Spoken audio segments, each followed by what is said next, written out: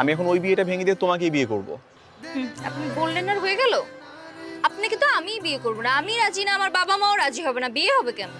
এই শোনো, চাচার সাথে অলরেডি বাবা ফোন দিয়ে কথা বলে নিছে, তারা আজকেই আসতেছে। আর এই বিয়েটা 100% হবে।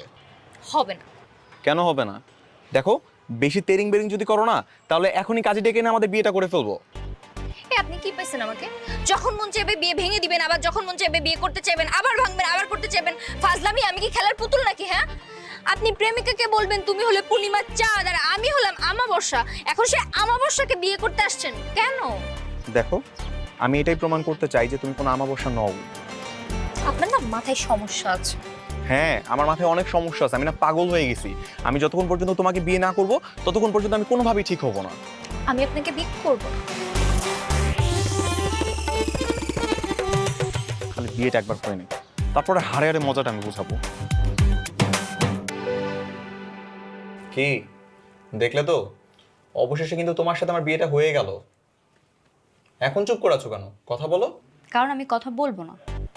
আমি তো আমাবস্যার চাঁদ, কথা কেন বলবো?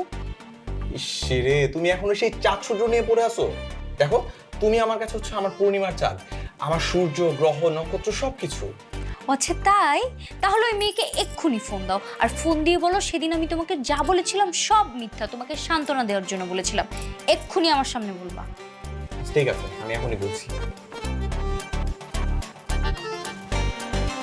হ্যালো ফাতেমা, আমি না সত্যিই সরি, সেদিন তোমাকে পান দিতে গিয়ে মিথ্যা কথা বলেছিলাম। আসলে তিনি কোনো আমাবস্যা না তো, ও হচ্ছে আমার জীবনের প্রকৃত পূর্ণিমা চাঁদ। তুমি হচ্ছে আমাবস্যা। রাখি, হ্যাঁ, বাই। বলে দিছি। এবার এবার কি? এখন তো আর আমার উপরে তোমার কোনো রাগ অভিমান নেই, তাই না? কেন থাকবো না? এর সারা জীবন থাকবে। মানে কি? মানে তুমি আমার সাথে কম অন্যায় করছো নাকি? হ্যাঁ, আমার সাথে ঠিক হওয়া বিয়ে তুমি ভেঙে দিছো, এরপর তোমার গার্লফ্রেন্ডের সাথে তুমি বিয়ে ঠিক করছো, তারপর আবার তুমি তোমার গার্লফ্রেন্ডকে পূর্ণিমার চাঁদ বলে আমাকে আমাবস্যার সাথে তুলনা করছো। আমার কি সব মনে নেই? আমি কি সব ভুলে যাবো এত সহজে? সারা জীবন মনে রাখবো। আর সারা জীবন তোমার একটাই কাজ, সেটা হলো আমার রাগ ভাঙানো। ও খোদা, কেন যে আমি এই কাজটা করতে গেছিলাম? দেখ, আমি কি বুঝি এরকমটা করতে গেছি।